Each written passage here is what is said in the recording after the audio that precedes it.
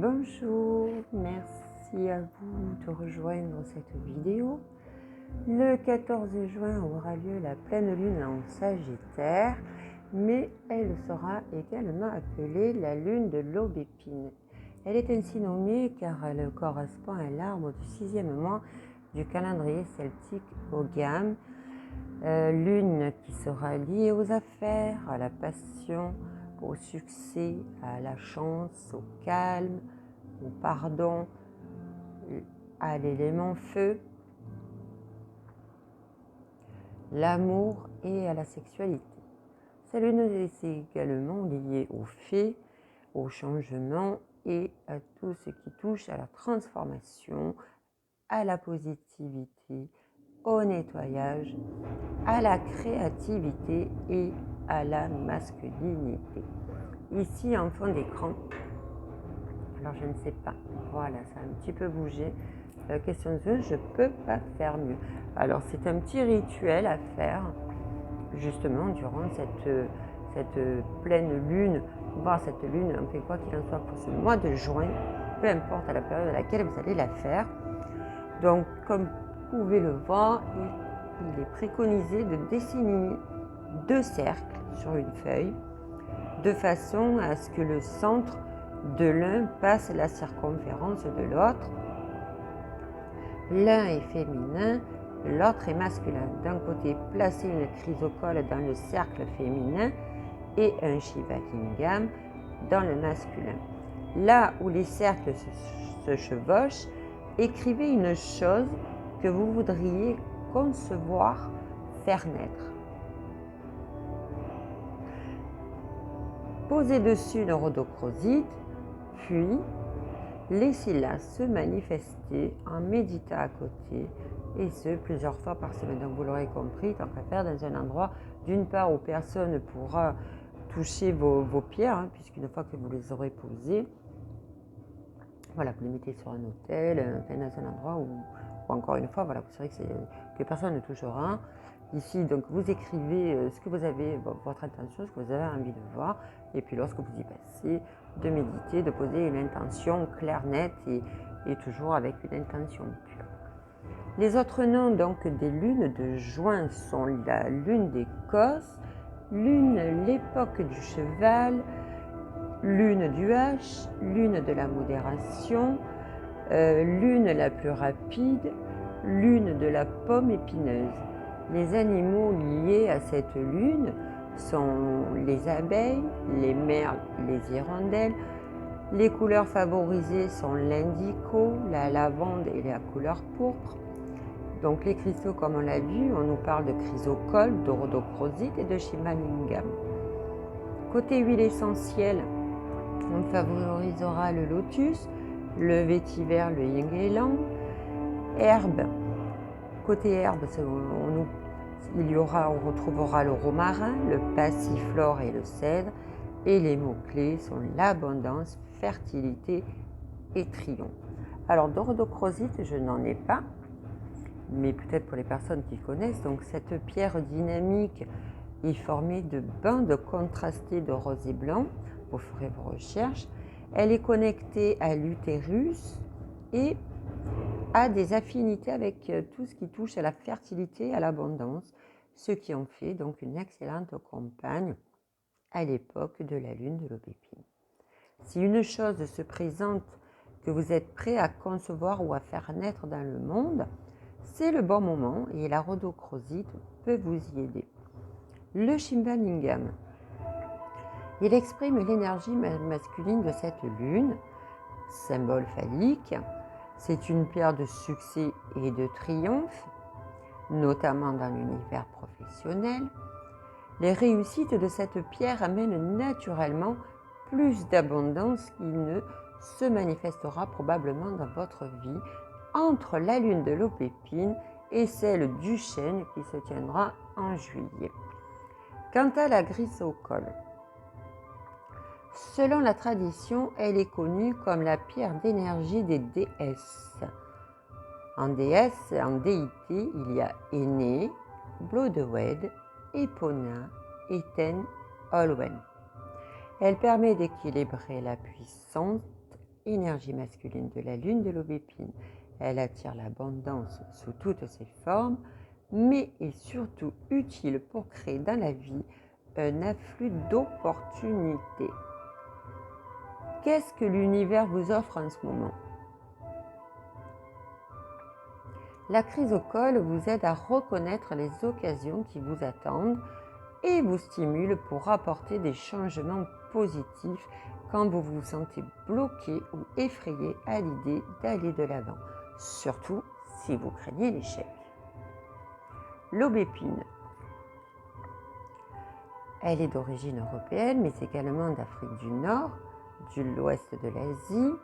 Elle calme, elle apporte le bonheur, un équilibre, la paix, favorise le sommeil.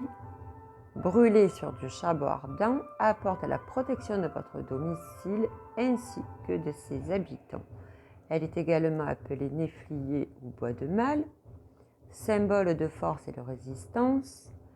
On retrouve également la mention de cette plante dans la Bible comme étant l'arbre ayant abrité la Vierge Marie lors d'un orage. Elle fut donc identifiée comme une protection naturelle contre la foudre.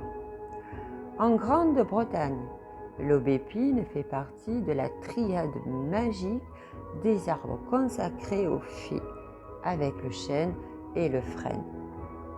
On raconte que ces arbres seraient des passages vers le cid. Côté physique, l'aubépine apaise les problèmes cardiaques en teinture mère, pour les palpitations, les angines de poitrine, contre les troubles de l'anxiété et des insomnies, puissant fortifiant pour le cœur, mais également utilisé pour les troubles de la ménopause et les bouffées de chaleur. Côté émotionnel, l'aubépine soulage les peines de cœur, calme l'impatience et est conseillé pour retrouver du discernement et un espace personnel. Je vais donc vous parler plus amplement de la chrysocole, puisque cette pierre, je me la suis faite monter ici par un gémologue sur un bracelet. Donc elle se présente comme ceci. Peut-être certaines personnes d'entre vous la connaissent. Voilà. À ne pas confondre avec la chrysoprase. Elles sont assez similaires les deux, voyez. Là également, je me le suis fait faire sur mesure. Ici, c'est du larimar, la chrysoprase qui est quand même bien plus claire. Et ici, elle est brute. Ici, elle est polie. Ici, la chrysoprase est brute. Mais le sujet n'est pas là puisque j'avais envie de vous parler surtout de la chrysocole. La chrysocole donc, est favorable à la période de la pleine lune. Elle correspond au chakra du cœur et favorable également pour les natifs des signes Taureau, Gémeaux, Cancer, Vierge, Scorpion et Sagittaire. Elle correspond également au chemin de vie 2, 3, 4, 7, 8 et 11. Donc, comme précédemment je vous expliquais, elle est favorable au moment des cycles menstruels, notamment surtout entre du 8e jour au 14e. Elle sera placée dans la maison, dans votre espace de travail, voire au bureau. Elle ira très bien également dans un salon, voire dans la salle de bain. Côté de votre attraction, favorise la santé émotionnelle, on l'a vu, je vous en ai parlé également précédemment. C'est donc elle calme, évite la colère et côté physique, utilisé contre les maux de gorge, les déséquilibres gynécologiques, mais également les inflammations. Pour aller un peu plus loin avec la chrysocole, donc c'est une pierre libératrice, c'est comme un nounours. Elle offre la capacité de montrer sa douceur et de communiquer lorsque les choses sont bloquées, et je la recommande souvent à des amis masculins. Son message: à travers un esprit calme et de bonnes capacités de communication, vous développerez votre créativité et votre rayonnement naturel. La chrysocole vous aide à exprimer ce que vous avez sur le cœur en toute sécurité afin de vous affirmer et servir vos propres besoins.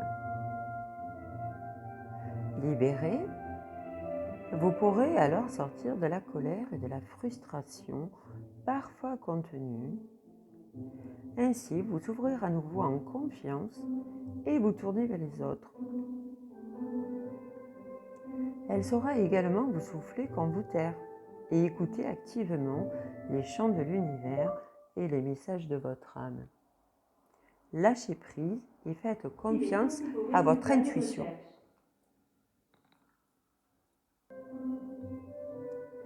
Elle est pour vous si vous avez besoin de gérer des imprévus dans le calme, vous souhaitez vous détacher du regard des autres, vous voulez exprimer vos émotions plus aisément.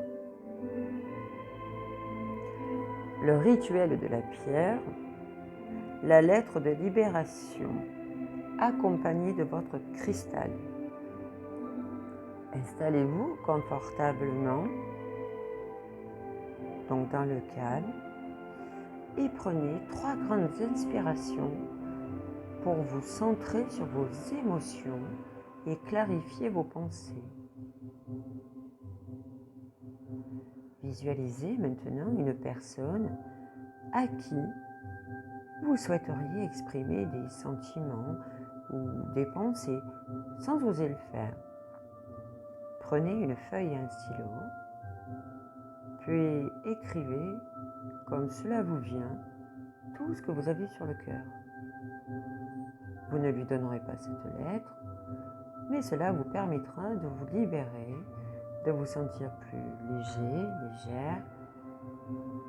Enfin, jetez ou brûlez la lettre, remerciez la pierre et nettoyez-la à l'eau ou par fumigation. Donc quand l'utilisez, lorsque vous avez besoin de vous exprimer, regardez-la, portez-la sur vous. Elle est également favorable pour les enfants qui sont dits introvertis, et placez-la dans son lit. Et utilisez également lorsque vous avez besoin de dissiper les tensions de votre couple, placez-la dans votre chambre.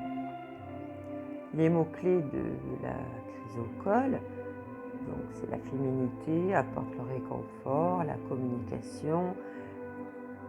Pour rappel, c'est le 4e chakra du cœur. La purification, c'est l'eau fumigation.